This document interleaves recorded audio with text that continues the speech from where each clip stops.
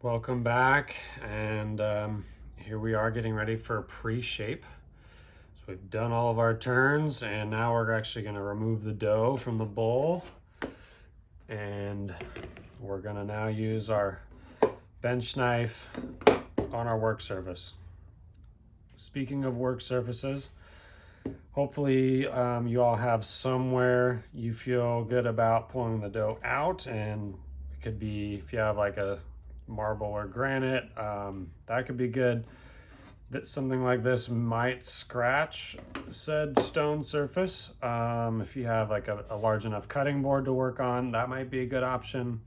So anyway, just disclaimer, make sure you're opting for a work surface that may get scratched, may get dirty, etc. So here we are, a little bit of action on this dough here. It's actually grown a bit. It's more or less filling out the bottom of the bowl, and it's looking like it's time to pull it out and pre-shape. So I've got my water here, wet my hands, and I'm gonna work my hands underneath the dough just to separate it from the bowl, and then I'm gonna lift it out of there, and I'm gonna plop it right down on the surface. You can go ahead and get rid of this bowl. Can go ahead and get rid of this water.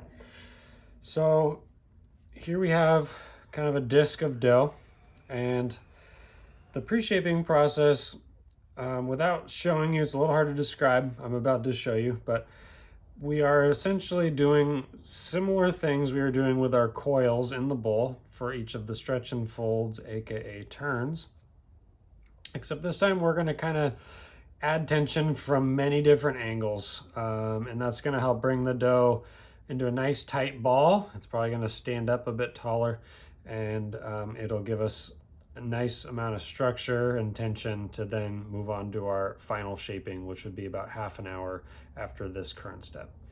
So I'm going to take my dough knife, and what's important here is that we keep the dough knife on the table, and it's probably at about a 45-degree angle to my work surface.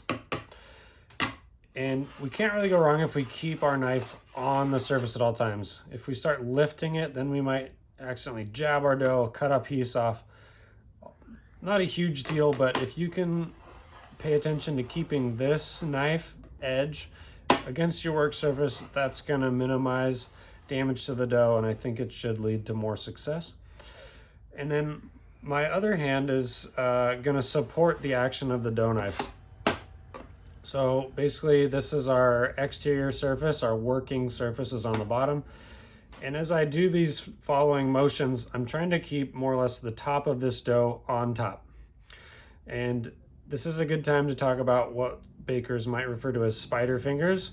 So I don't want to put my whole hand on the dough. The dough's sticky, it's going to want to stick. We don't want to touch the dough too long with any certain part of my hand. So we kind of need to do this part with a little bit of pace. I'm going to try to slow it down for you so that you can see the action, but just know the longer you touch the dough, the more dough is going to stick to your hand. And I don't need to wet anything here. So enough said. I'm going to go ahead and start demonstrating how to pre-shape this dough.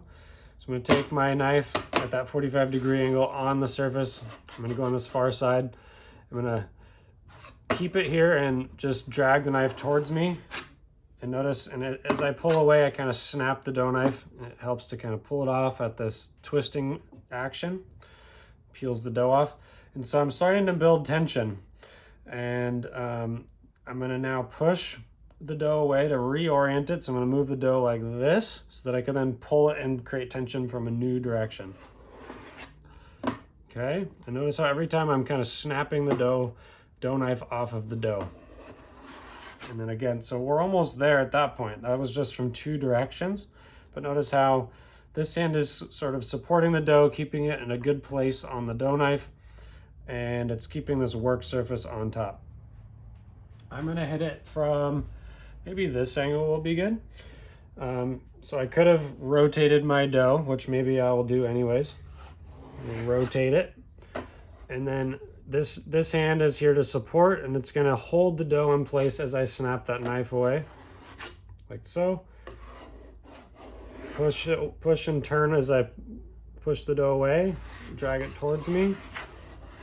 Okay, so that's what we're going for. And we're about there, just like that. And I'm gonna go ahead and move my dough a little bit off center because I don't want this part of my work surface to be wet. That's where I'm gonna do my final shaping. So this will give it a chance to dry.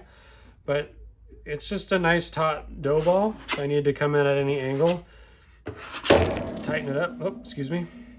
I can do that. It's nice and tight. It's not that sticky at this point. The tighter we make it, the less it's gonna wanna stick to me because it has more surface tension. It's less prone to sticking to other things. So at this point, I've got a little bit of all-purpose flour handy here. And grab a little pinch. I'm just gonna sprinkle that on the surface of my dough. And then you can set this dough knife aside.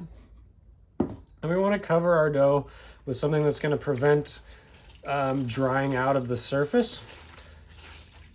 If you get a dry skin on there, it can break and crack when you start to manipulate the dough, and we don't want that. So I have this old kitchen towel. It's kind of more of a linen in this bowl of water, and I wrung it out. You don't have to wring out every last drop, but you also don't want it too wet. So nicely wrung, but don't hurt yourself. I'm just gonna fold this a couple times so it's not so big. I'm just gonna gently drape this over our dough, and that's gonna help prevent that surface of the dough from drying out and cracking. So there we have it. That was pre-shaped. And this stage and the next stage of final shaping is when we're doing a lot of more technical handling of the dough. So I'm just gonna encourage you to give yourself grace, be patient, know that it's probably not gonna go as quickly and seamlessly as it did there. I have a little bit of practice. So just be patient with yourself and know that it's a craft, and crafts require honing. So let's let that rest for about 30 minutes and we'll check back in for final shaping.